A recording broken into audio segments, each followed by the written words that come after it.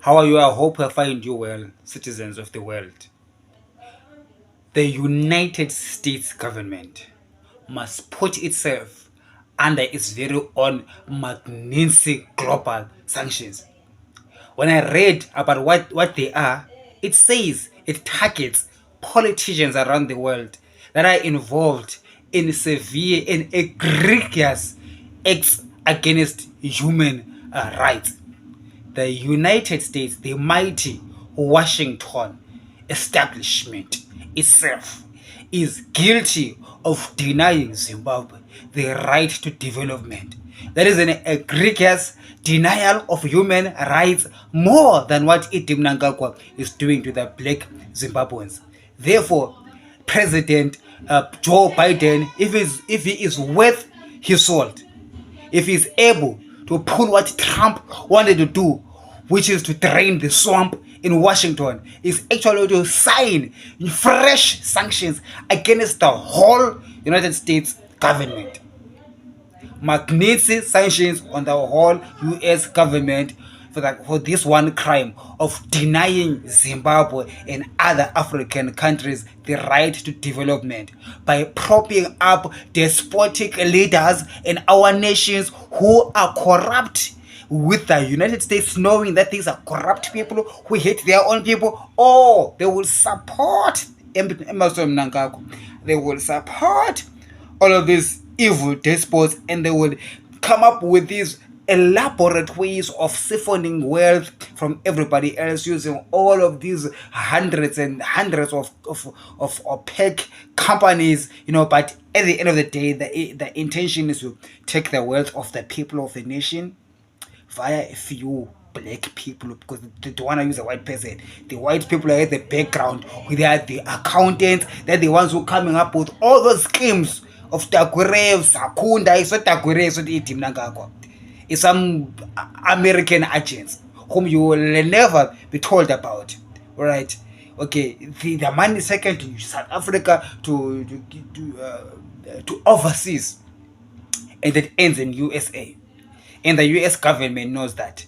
And the US government support that. That is why I, Ngobani Zondo, am putting the whole United States government under investigation for possible violation of human rights in Zimbabwe, with the potential of having to ask the US president to sign a magnificent sanctions against the whole of the United States government because of the evil that they are doing to the Zimbabweans.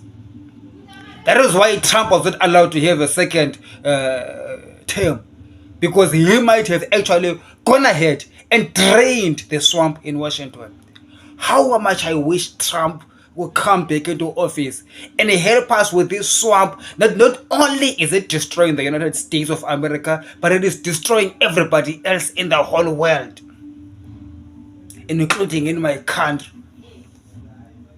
And we need to stand tall against the 1%, against the 1% of the 1% who control Wall Street, whose greed and avarice is the reason why they sponsor despots, and they are the ones who are working together with these despotic governments in order to siphon the money that they use to invest in the Dow Jones and the S&P 500. Like-minded Democrats who want to see a global future that is peaceful, that is democratic, and that is fair need to join me in my war, not only against my own government in Zimbabwe, but in my war against the United States empire, who's built on the sweat and suffering of black Africans.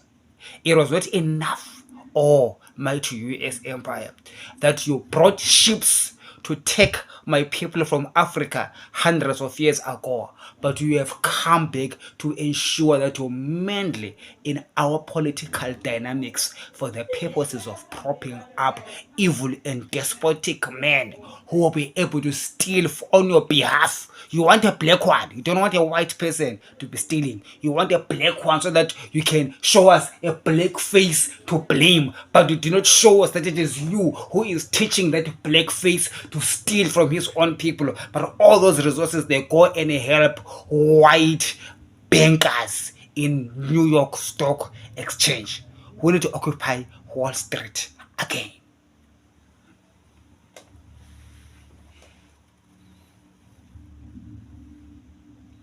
Capitalism is good on paper, fair enough, but practically speaking, we need to challenge those capitalists. As powerful as they are, as rich as they are, otherwise the whole earth will self-destruct if we let them be.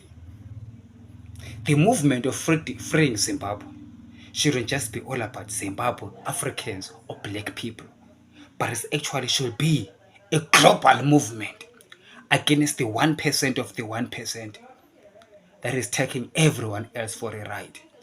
The 1% of the 1% that is refusing to put in the work. They want to impoverish and enslave everyone else whilst they live in luxury. With all those billions, they don't even pay their fair share of the taxes. Even in the mighty United States, they also don't even pay their fair share of the taxes. And you're wondering why white Americans are drug addicted.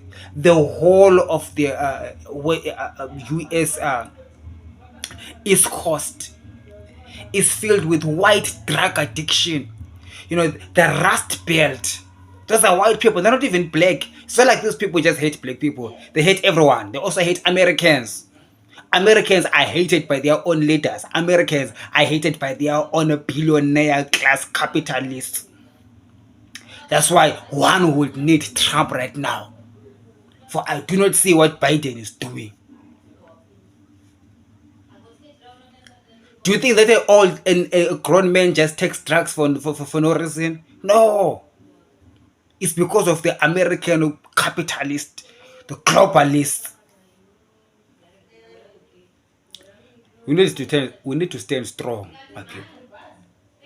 We need to stand strong against these people. Ensure that us, the ordinary working class, who are hard workers, who are willing to put in the hours to work, but are only demanding a fair share of the rewards. And there's countries in Africa who are demanding our right not to be oppressed, our right to development, by being allowed to have a leadership, a country leadership that works towards improving the living conditions of our people, not to be lied to by the politicians in Washington who purport to be supporters of, or who purport to be advocates of human rights, when in actual fact they keep human rights abusers in power, whilst complaining about them publicly, but under the table exchanging ideas on how to keep our people impoverished. Enough is enough. Zimbabwe is going to be free. We're going to be demanding our freedom without asking the Americans or the British how we're going to do it. We will do it our way. We're going to do it God's way, because it is God's will that his black Zimbabweans be free. If you've got a problem with that, or FBI agent, I suggest you're going to meet the Lord who sent me. Holy is the Lord, and by the grace of Jehovah, Zimbabwe is going to be free. Have a great evening.